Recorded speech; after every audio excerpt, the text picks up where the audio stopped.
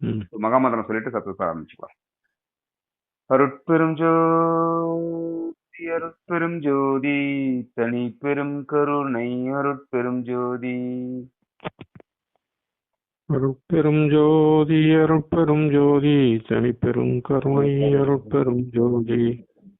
So நம்மளுடைய தவம் பண்றதுக்கான நம்ம டைட்டிலுக்கான குரல் பார்த்தீங்கன்னா, தவம் செய்வார் தம் கர்மம் செய்வார் மற்ற அல்லார் அவம் செய்வார் ஆசையில் உட்பட்டுன்றோம். ஸோ நம்ம தவம் செய்யறது தான் நமக்கான சரியான வேலைகளாக இருக்கும். நம்மளுடைய அந்த மரணமில்லா பெருவாழ்வு, இல்லை நம்ம நோயற்ற வாழ்வில் வாழணும், இந்த உடல் தூய்மை மன தூய்மை பெற்று வாழணும்னா அது ஒன்று தான் சரியான வழி. அதை சரிவர செய்யறதுக்கான மிகப்பெரிய புரிந்துணர்வு எங்கே கிடைக்குதுன்னா, இது மாதிரி சத்துவிசாரம் பண்றது மூலம் தான் கிடைக்குது. சத்துவிசாரம் வந்து நமக்கு சுத்த உஷ்ணத்தையும் கொடுத்து நம்ம தவத்துக்கும் கூடும்போது அதுக்கான ரொம்ப மிகப்பெரிய புரிந்துணர்வும் கொடுத்துரும். வந்து சுத்த உஷ்ணத்தை உண்டு பண்றதுக்கும் இந்த சத்துவிசாரம் வந்து ரொம்ப இருக்கும். அந்த காடு மலையில போய் தவம் பண்ணா என்ன கிடைக்குமோ அந்த அந்த பேராற்றல் வந்து இந்த சத்துவிசாரம் பண்றது மூலியமாகவும் கிடைக்குதுன்றாங்க. அதனால சத்துவிசாரம் வந்து ரொம்ப பரோபகாரம் சத்துவிசாரம் ரெண்டுமே பண்ணுங்க அப்படின்றத, அதுதான் வந்து இறைவனை உண்றதுக்கான வழிகள் சொல்றாங்க. ஸோ நம்ம வந்து தொடர்ந்து வந்து திருவருப்பு அகவல்ல இருந்து சத்துவிசாரம் வாரம் பார்த்துட்டு இருக்கோம். இந்த வாரம் வந்து 81 இருந்து 90 வரைக்கும் பார்க்கலாம். பாடலை படிச்சுட்டு 2 லைனா படிச்சுட்டு அதுக்கு மீனிங் பார்க்கலாமா?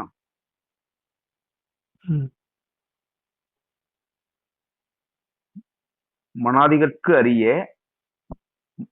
மதாதீத வெளியெனும் அனாதி சிற்சபை அருட்பெருஞ்சோதி.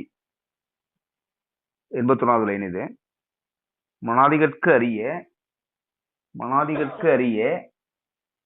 மதாதீத வெளியெனும் அனாதி சிற்சபையில் அருட்பெருஞ்சோதின்றாங்க. என்ன புரிதல் எடுத்துக்க முடியும் ஐயா? மனாதின்றது வந்து மனம் சம்பந்தப்பட்ட விஷயங்கள் அப்படின்னு சொல்றாரு. மனாதிகற்கு அரிய, மனசுக்கு அரிய விஷயமா இருக்குது. அந்த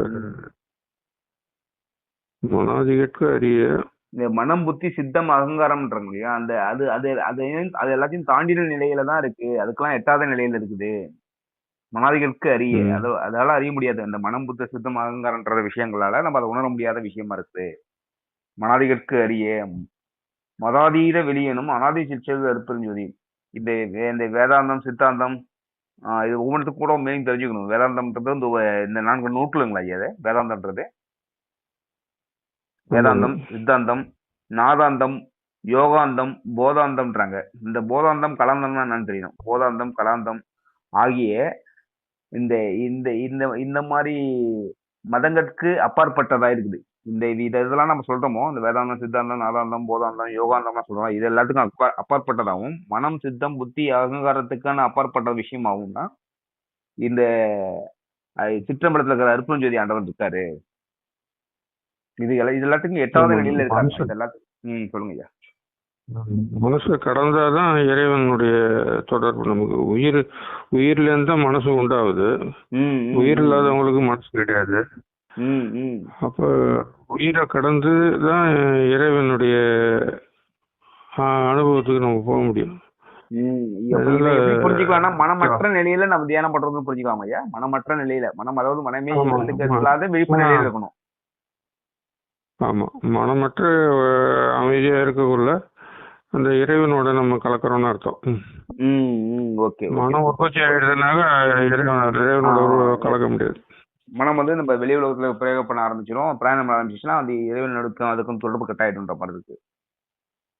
கிடைக்காது. இதுதான் வந்து ஐயா வந்து உரைமனம் கடந்த அப்படின்றது நினைக்கிறேன். ஒரு பெரு வெளிமேல், உரைமனம் கடந்த ஒரு பெரு வெளிமேல்ன்றதுக்கான இது வந்து இந்த இடத்துக்கு தொடர்படுத்த முடியும்.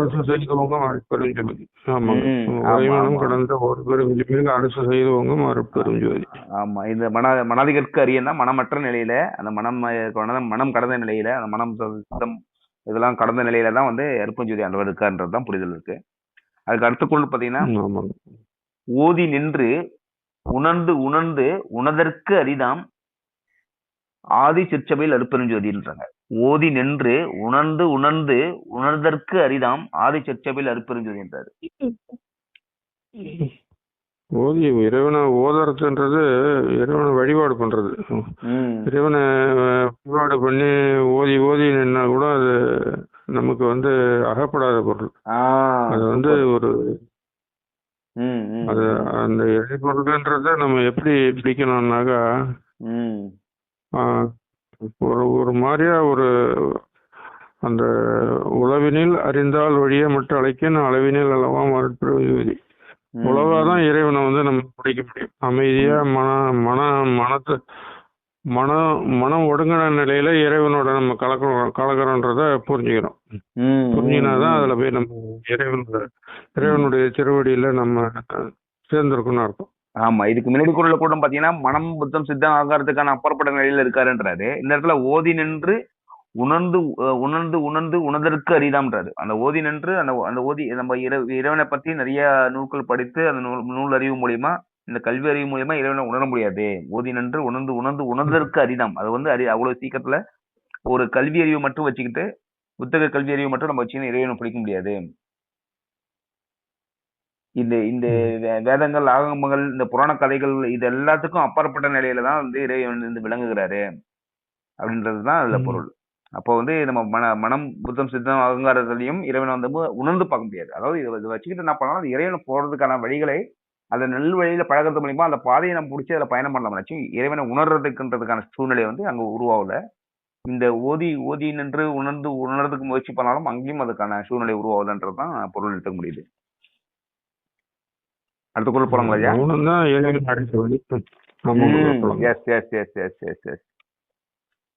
அதுக்கு அடுத்த குரல் பாத்தீங்கன்னா, வாரமும் அழியா வரமும் தரும் திரு ஆரமுதாம் சபை அருட்பெரும் ஜோதி.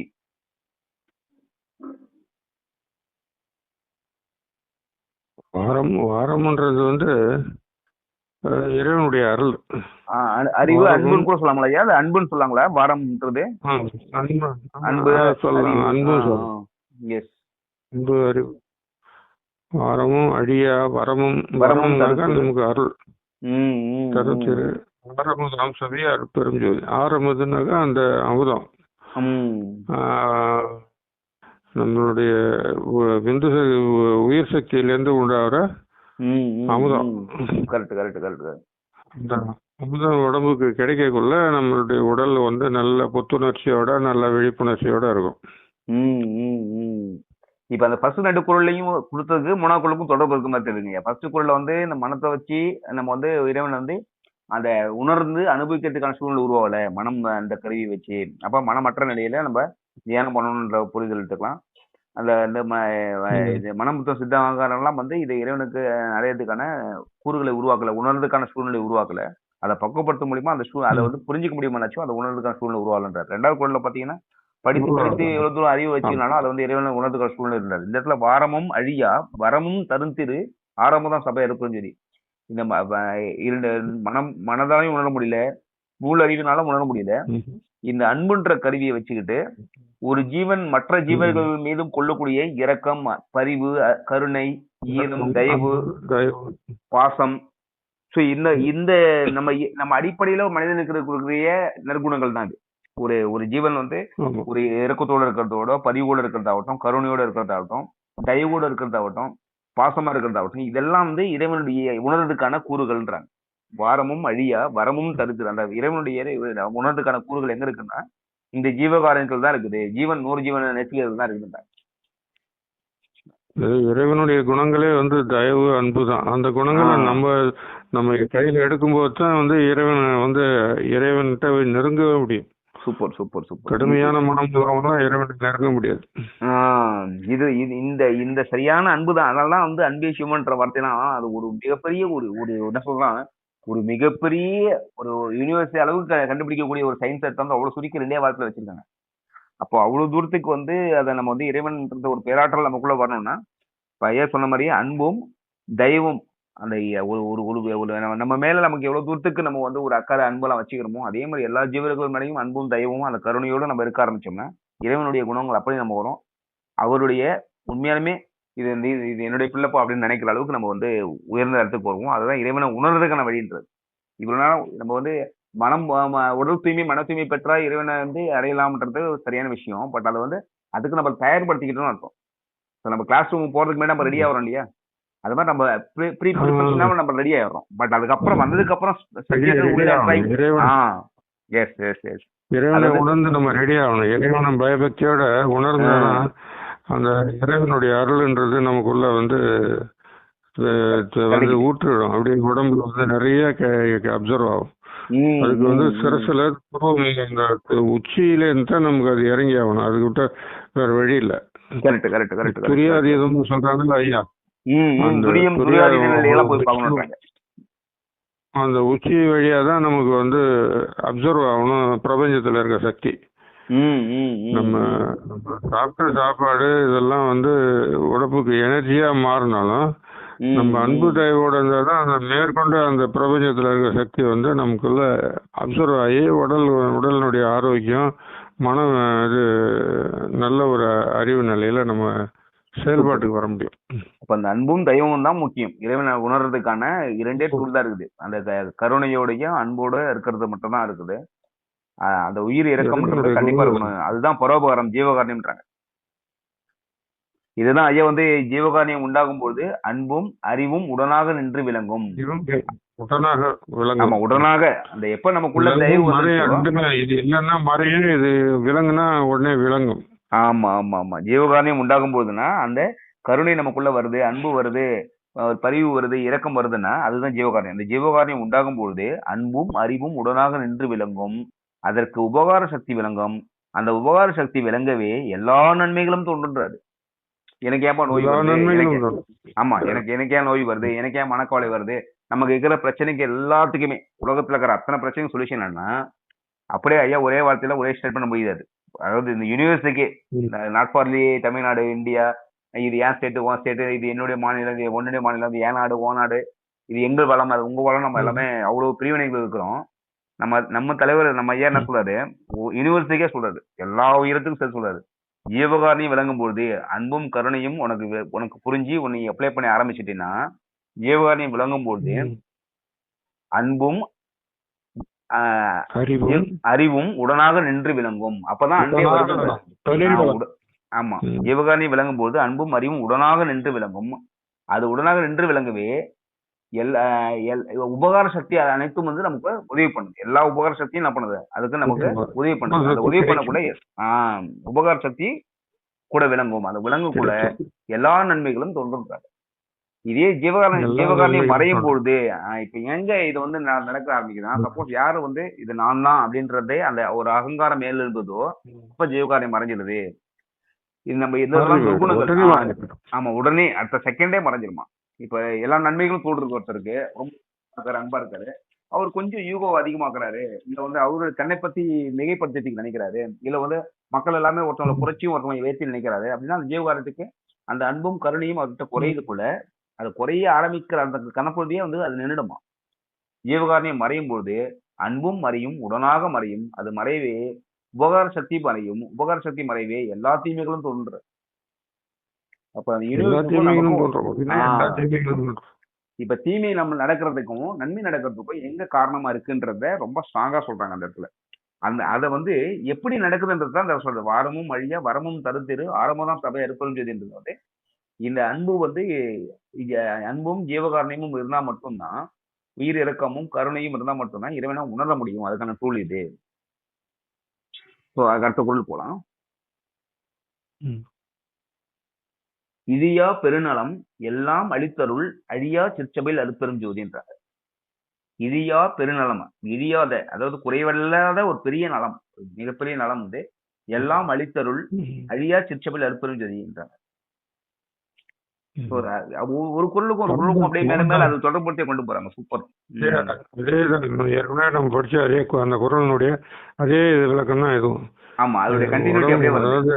அன்பும் அறிவும் எப்படி விளங்காம போகுதோ, அந்த எதனால விளங்காம போகுதுன்னா இழியா பெருநலம் அந்த அந்த இழிவான ஒரு வாழ்க்கை வாழக்குள்ள அந்த அருளுடைய இது நமக்கு கிடைக்காம போயிடும். அன்பும் அறிவும் இருக்கிற வரைக்கும் தான் அந்த இறைவனுடைய அருள் தன்மை விளங்கினே இருக்கும். அது விலங்குனா நமக்கு எதுவுமே எல்லாமே போயிடும் நம்மளை விட்டு. இந்த சப்போஸ் அந்த மரணம் எல்லாம் பெருவாழ்வு எங்க சொல்றாங்கன்னா, இந்த ஒரு பெரிய நலத்துக்குரிய வாழ்வில வாழ்ந்தா மட்டும் இவற்ற அறிவற்ற நிலையில ஒரு வாழ்வில் இருக்கு. அந்த வாழ்வில வாழ்ந்தா மட்டும்தான் அந்த பெரிய நலம் அங்க கிடைக்குது. இரவாத வாழ்வு திருச்சபையில் தான் வந்து நமக்கு வந்து அது வந்து உருவாகுது. திருச்சிற்றம்பலம் தான் வந்து மரணமில்லா பெருவாழ்வுன்றது உருவாகுது. இது வந்து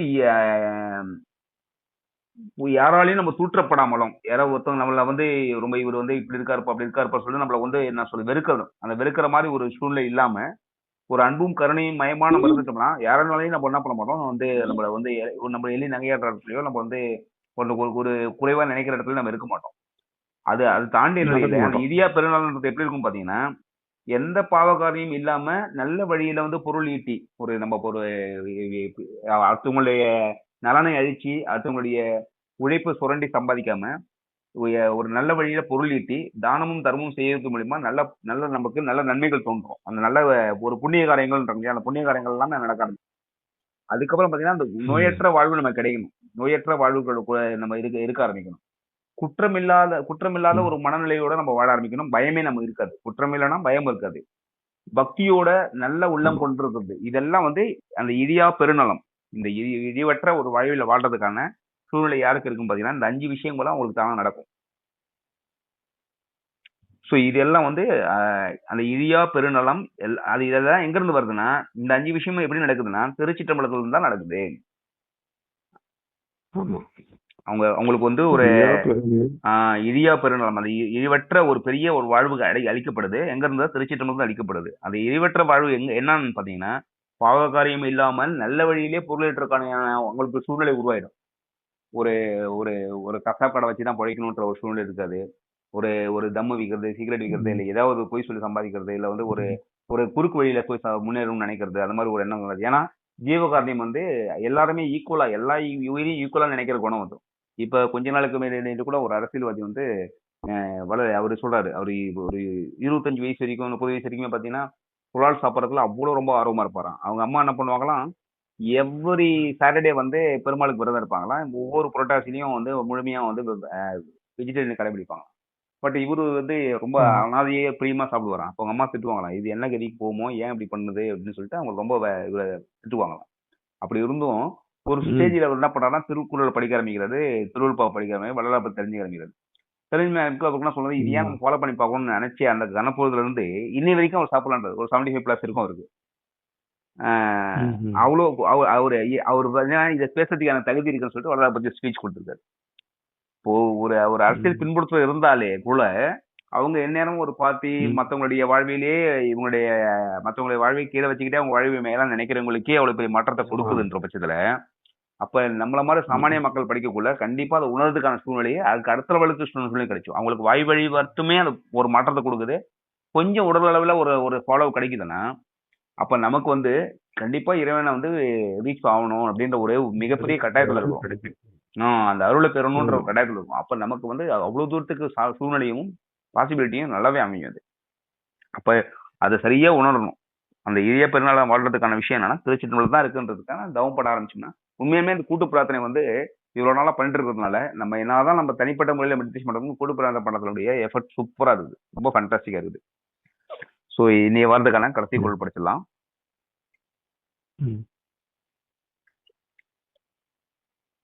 இழியா பெருநாளும் படிச்சுட்டோங்களா? ஓகே. கற்பம் பல பல கழியினும் அழிவுரா அற்புதம் தரும் சபை அருட்பெரும் ஜோதி. கற்பம் பல பல கழியினும் அழிவுரா அற்புதம் தரும் சபை அருட்பெரும் ஜோதி என்றாங்க. கற்பம்ன்றது வந்து ஒரு ஒரு கற்பம் அழிவில்லாது. இல்ல ஒரு ஒரு அழிவில்ல கற்பம். கற்ப விருட்சம் அழிவில்லாத ஒரு நிலைக்கு நம்ம போகணும். நம்ம உடம்பு வந்து அழிவில்லாத ஒரு பொருள் தான். எத்தனை 1000 ஆண்டு காலம் ஆனாலும் இந்த உடல் வந்து அது அழியாத அளவுக்கு தான் இது வந்து படைக்கப்பட்டிருக்குது. Okay okay okay. கற்பம் பல பல கழியினும் அழிவிலா அற்புதம் தரும் சபை அருட்பெருஞ்சோதி. அற்புதங்களும் இதுல நிறைஞ்சிருக்கு. அதனால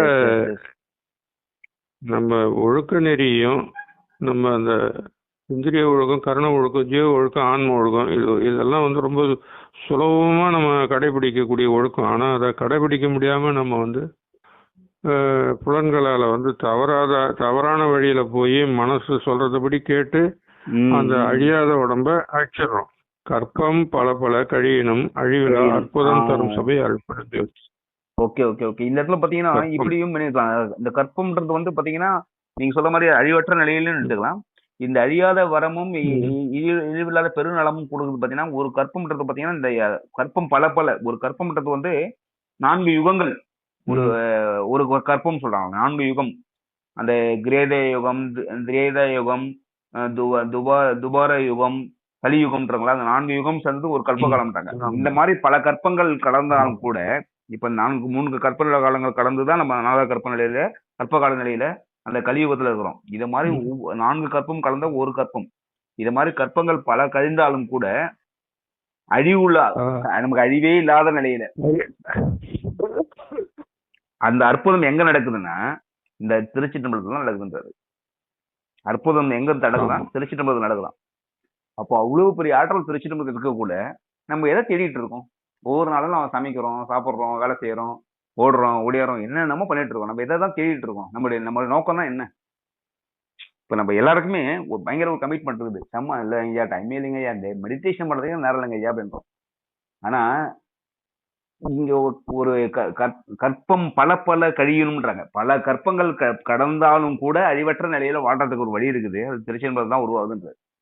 இப்ப இது பெருசா நான் ஏதோ ஒண்ணு ரீச் ஆகுறதுக்கு ஒரு டெய்லியுமே வந்து என்னுடைய 99% என்னுடைய லைஃப் டைம்ல நான் யூஸ் பண்ணிட்டு இருக்கேன், நேரத்தை கொடுக்குறேன். அது பெருசா எனக்கு அது என்னதான் எனக்கு கொடுத்துரும். அறியாமையில்னா அந்த மாதிரி மாற்றி வாழறோம். தவறான வழியில போறதுக்கு காரணம் நம்மளுடைய அந்த இரையாற்றல் திருச்சிற்றம்பலத்துல இருக்கிற இரையாற்றலை உணராததுனால நம்ம தவறான வழியில போயிட்டு மனசு வந்து நல்ல வழியில செலுத்தாம கெட்ட வழியில போய் உடலை வந்து ஒரு 30-40 வருஷத்துலயே அழிஞ்சு போற மாதிரியான செயல்கள்லாம் செஞ்சு மரணத்துக்கு உள்ளாயிடுறோம். Correct correct correct correct. இது எல்லாமே போகணும்னா தெய்வம் கருணையும் நமக்குள்ள வர வச்சுக்கிட்டு நம்ம அது வந்து அதோடைய பலன் அதுதான் ஜீவகாரணியம் விளங்கும் பொழுதுன்றத நல்லா புரிஞ்சுக்கணும். ஜீவகாரணியம் விளங்கும் பொழுதுதான் ஜீவகாரணியம்ன்றதான் இதை வந்து இறைவனுடைய ரீச் ஆகிறதுக்கு ஒரே டூல். பேரின்ப வீட்டின் திறவுகோள்ன்றார். பேரின்ப வீட்டின் திறவுகோள். இந்த சிற்றின்ப வீட்டின் திறவுகோள் வந்து ஜீவகாரியம் மறைஞ்சிடும். பேரின்ப வீட்டின் திறவுகோள் வந்து ஜீவகாரியம் விளங்கிடும். அப்ப இது அன்பும் கருணையும் நம்ம டூலா பிடிச்சிக்கிட்டு இந்த திருச்சிற்றம்பலம் நோக்கி எப்பப்போலாம் நேரம் இருக்குதோ, எவ்வளவு நேரம் எப்பொழுதுதான் நம்ம சிந்தனை வந்து சரிவரை நம்ம இயங்கணும்னு நினைக்கிறோமோ அந்த சதா காலமும் திருச்சிற்றம்பலத்தில் நினைவு நம்ம வச்சு அந்த அன்பும் கருணையும் ஒரு ஆயுதமா பயன்படுத்தி நம்முடைய இல்லறத்திலையும் சரி, நம்முடைய நண்பர்களுக்கும் சரி, நம்ம உலகத்திலையும் சரி, அந்த எப்படி குழந்தைய பார்த்துன்னு வச்சுக்கோங்க. ஒரு சின்ன குழந்தைய பார்க்குதுன்னா அது அம்மா பார்த்து சிரிக்கிற அதே புண்ணிகையா தான் எல்லா குழந்தையும் பார்த்து சிரிக்கும், எல்லா பெரியவங்களையும் பார்த்து சிரிக்கும். அதுக்கு கொஞ்சம் கூட அந்த வெற்றுமே இருக்காது. அதே மாதிரிதான் நம்மளும் அதனுடைய வளர்ச்சி தான். அதோடைய பெரிய குழந்தை தான் நம்ம. அது 70 வயசா இருக்கலாம், 80 வயசா இருக்கலாம், 100 வயசா இருக்கலாம். அந்த ஒரு வயசு குழந்தைகளுக்கான கொஞ்சம் வளர்ந்த குழந்தையா இருக்குது, அவ்வளவுதான். இது மொத்தமே பாத்தீங்கன்னா அந்த ஓடுகிற தண்ணியில உமிழ் மாதிரி உருவாகுதான், திரும்ப மறைஞ்சிடுதான். அந்த அளவுதான் வந்து மக்களுடைய பிறக்கிறாங்க இருக்கிறாங்கன்றது. அந்த உமிழ் உருவாகி எவ்வளவு கணப்பொழுத மறையுதோ அது மாதிரிதான் நம்மளுடைய பிறப்பு இருப்ப அந்த 80 வருஷம்ன்றது வந்து ஒரு உமிழ் மாதிரி உருவாகுது, மறைஞ்சிருது. இந்த இடத்துல அந்த உருவாகி மறையாத அந்த கேப்ல நம்ம எவ்வளவு தூரத்துக்கு வந்து இந்த ஜீவகாரணத்தோடயும் இருக்கிறோம், எவ்வளவு தூரத்துக்கு அன்பு கருணையோட இருக்கிறோமோ அதுதான் வந்து இந்த கற்பம் பல பல கழியணும்னா இது மாதிரி பல ஆண்டுகள் பல நூற்றாண்டுகள் தாண்டி அவருடைய நினைவுகள் எல்லாமே இன்னைக்கும் திருவள்ளுவருடைய நினைவுகள்லாம் இருக்குன்னு பாத்தீங்கன்னா அதுதான் மரணம் இல்ல பெறுவாரு. சோ அவங்க என்ன விட்டுட்டு போறாங்கன்றதுதான். என்ன அவங்க விட்டுட்டு என்ன கொடுத்துட்டு போறாங்கன்னு பாத்தீங்கன்னா அதை அவங்களுடைய வாழ்வியலேயே இங்க அர்ப்பணிச்சுட்டு போறாங்க. சோ அது மாதிரி ஒரு நல்ல ஒரு வாழ்வியல வாழ்றதுக்கான இறை வாழ்க்கையை புரிஞ்சு அந்த வாழ்க்கைய அனுபவிச்சு அதுல இவ்வளோ அன்பு இருக்குது, இவ்வளவு அனுபவம் இருக்குது, இவ்வளோ நமக்கு நன்மை இருக்குதுன்றத அனுபவிச்சாதான் அந்த வழியை நம்ம நடக்கிறதுக்கு கண்டிப்பா மனசு போகும். மனசுதான் கெட்டு போன கெடுதலான வாழ்க்கைக்கு போறதும் மனசுதான், நல்ல வாழ்க்கைக்கு போறதும் மனசுதான். இறை நிலையில வந்து வெறுப்பற்ற நிலை வந்து இறை வாழ்க்கை. அதனால மனநிலையற்ற நிலையில் தான் தவம்ன்றது. மனநிலையற்று நம்ம உட்கார்ந்துக்குள்ள தவத்துல போயிட்டு இறைநிலையாவே மாறுறோம். அந்த மனம் எப்ப ஒத்துக்குதோ நம்ம இறைவனுடைய அருள் இறைவனுடைய இன்பம் அப்படின்றத வந்து எப்ப அனுபவிக்குதோ அப்பயே வந்து மாறிடும் மனம். தவறான வழிக்கு போவார். குறள் உள்ளதை படிச்சலாங்களா? படிங்க. ஓதி நின்று ஓதி நின்று உணர்ந்துணர்ந்து அதுக்கு முன்னாடி குரலை படிக்கணும். மனாதிகற்கு அறிய மதாதீத வெளியனும் மனாதிகற்கு அறிய அப்படியே கூட படிச்சிடலாம். மனாதிகற்கு அறிய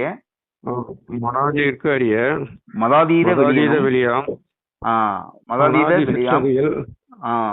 அனாதி சிற்சபையில் அருட்பெருஞ்சோதி. ஓதி நின்று உணர்ந்துணர்ந்து உணர்தற்கு அரிதாம் உணர்வதற்கு அரிதாம் ஆதி சிற்சபையில் அருட்பெருஞ்சோதி. வாரமும் அழியா வரமும் தருத்திரு ஆரமுதாம் சபை அருட்பெருஞ்சோதி. இரியா பெருநலம்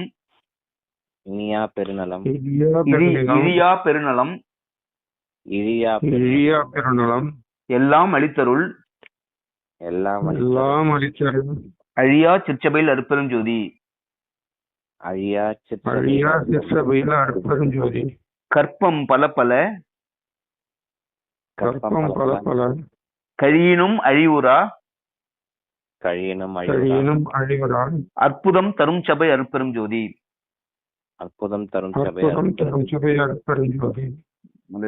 அருட்பெருஞ்சோதி மகாமந்திரம் சொல்லிட்டு நம்ம உறுதிமொழிக்கு போயிடலாம்.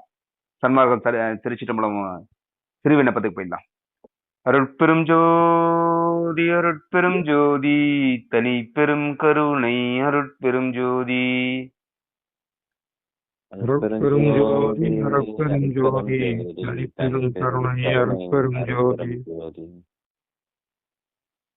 சுத்த சன்மார்க்கத்தின் சத்திய சிறு விண்ணப்பம். எல்லாமுடைய அருட்பெருஞ்சோதி அற்புத கடவுளே இது தொடங்கி எக்காலத்தும் சுத்த சன்மார்க்கத்தின் முக்கிய தடைகளாகிய சமயங்கள் மதங்கள் மார்க்கங்கள் என்பவற்றின் ஆசார சங்கற்ப விகற்பங்களும் வருணம் ஆசிரமம் முதலிய உலகாச்சார சங்கற்ப விகற்பங்களும் எங்கள் மனதில் பற்றா வண்ணம் அருள் செய்தல் வேண்டும். சுத்த சன்மார்க்கத்தின் முக்கிய லட்சியமாகிய ஆன்மநேய ஒருமைப்பாட்டுரிமை எங்களுக்குள் எக்காலத்தும் எவ்விடத்தும் எவ்வளவும் விலகாமல் நிறைந்து விளங்க செய்வித்தருள்தல் வேண்டும். எல்லாமாகிய தனிப்பெரும் தலைமை அருட்பெரும் ஜோதி ஆண்டவரே தேவரீர் திருவருள் பெரும் கருணைக்கு வந்தனம் வந்தனம். அருட்பெரும் ஜோதி அருட்பெரும் ஜோதி தனி பெரும் கருணை அருட்பெரும் ஜோதி. அருட்பெரும் ஜோதி அருட்பெரும் ஜோதி தனி பெரும் கருணை அருட்பெரும் ஜோதி. ஜோதி பாடல் பாடிட்டு கிளாஸ் நிறைவு பண்ணலாம். ஜோதி ஜோதி ஜோதி சுயம். ஜோதி ஜோதி ஜோதி சுயம். ஜோதி ஜோதி ஜோதி பரம். ஜோதி ஜோதி ஜோதி பரம். ஜோதி ஜோதி ஜோதி அருள். ஜோதி ஜோதி ஜோதி அருள். ஜோதி ஜோதி ஜோதி சுவம். ஜோதி ஜோதி ஜோதி சுயம். வாம ஜோதி சோம ஜோதி. வாம ஜோதி சோம ஜோதி. வான ஜோதி ஞான ஜோதி. வான ஜோதி ஞான ஜோதி. மாக ஜோதி யோக ஜோதி. மாக ஜோதி யோக ஜோதி. வாத ஜோதி நாத ஜோதி. வாத ஜோதி நாத வாத ஜோதி நாத ஜோதி. ஏம ஜோதி வியோம ஜோதி. ஏம ஏம ஜோதி வியோம ஜோதி. ஏறு ஜோதி வீரு ஜோதி. ஏறு ஜோதி வீர ஜோதி. ஏக ஜோதி ஏக ஜோதி. ஏக ஜோதி ஏக ஜோதி. ஏக ஜோதி ஏக ஜோதி. ஏக ஜோதி ஏக ஜோதி. ஆதி நீதி வேதனை. ஆதி நீதி வேதனை. ஆடல் நீடு பாதனே. ஆடல் நீடு பாதனே. வாதி ஞான போதனே. வாதி ஞான போதனே. வாழ்க வாழ்க நாதனே. வாழ்க வாழ்க நாதனே. அருட்பெரும் ஜோதி அருட்பெரும் ஜோதி தனி பெரும் கருணை அருட்பெரும் ஜோதி. அருட்பெரும் ஜோதி அருட்பெரும் ஜோதி தனி பெரும் கருணை அருட்பெரும் ஜோதி. ஒரு நிமிஷம் சைலன்ஸ் போட்டு கிளாஸ் நிறைவு பண்ணிக்கலாம். எல்லாம் அப்படியே உட்காருங்க அப்படியே.